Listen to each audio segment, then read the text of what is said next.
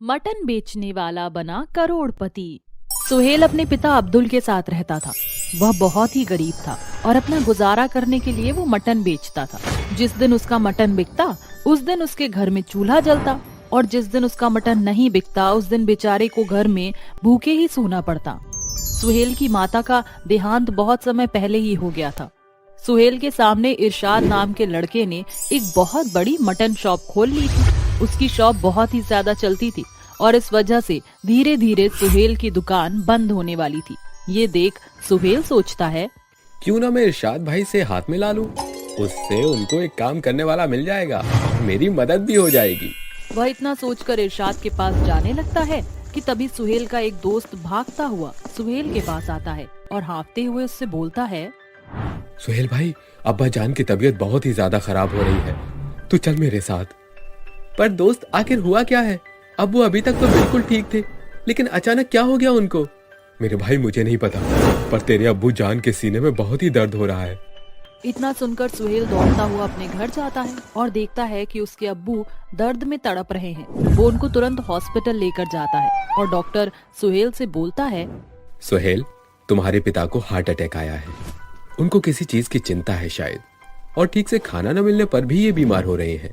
इनके इलाज के लिए तुम 50,000 रुपए काउंटर पर जमा करवा दो। डॉक्टर की ये बात सुनते ही सुहेल अपने सर पर हाथ रखकर बहुत रोने लगता है और सोचता है, मैं इरशाद भाई के पास जाता हूँ, क्या पता वो मेरी मदद कर दे। सुहेल इरशाद के पास जाता है और उससे बोलता है, इरशाद भाई, मैं तुम्हारी दुकान पर काम करना चाहता हूँ, मुझे कुछ काम दे दो। अच्छा, तो देखो भाइयों, ये जनाब हमारे पास काम के लिए आए हैं।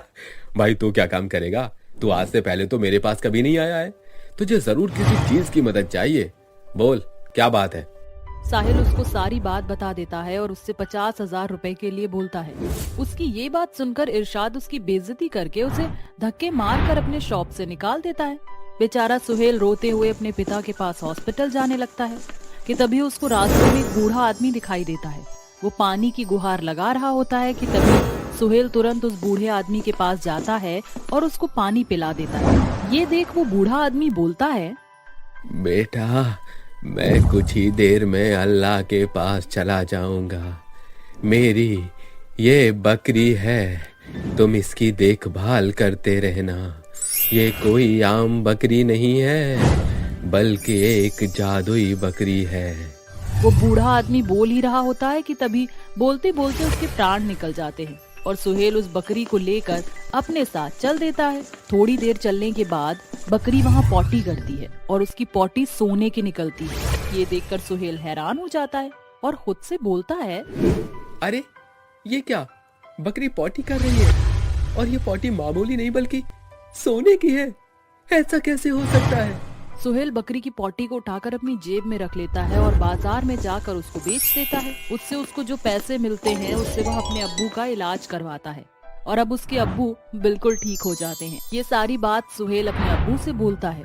ये सब सुनकर उसके अब्बू बोलते हैं, बेटा सुहेल, अल्लाह ने इस बकरी के द्वारा हमारे पास एक फरिश्ता भेजा है। सुहेल, तू अब इस बकरी से अपना कारोबार दूसरे गांव में शुरू कर दे। नहीं अब्बू, मैं दूसरे गांव में अपना कारोबार शुरू नहीं करूंगा। मैं अगर कारोबार शुरू करूंगा तो यहीं पर करूंगा। उस इरशाद ने मेरी मदद नहीं की और मैं उसको ये साबित करूंगा कि गरीब भी अमीरों वाली हैसियत रख सकते हैं।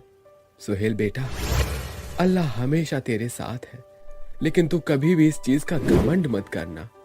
सुहेल अपनी जादुई बकरी से बोलता है, हे जादुई बकरी, मुझे मेरा मटन का कारोबार शुरू करना है।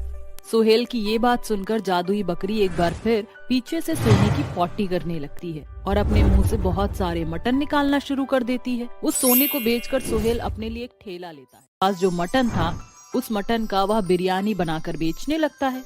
उसकी बिरयानी बहुत ही स्वादिष्ट बनती थी और जो भी उस रास्ते से आया जाया करता उसकी खुशबू सूंघकर उसके ठेले पर जाता और उसकी बिरयानी खाने लगता। देखते ही देखते सुहेल बहुत ही अमीर हो जाता है और उसको अगर किसी चीज की जरूरत होती तो वह अपनी जादुई बकरी से मांग लेता।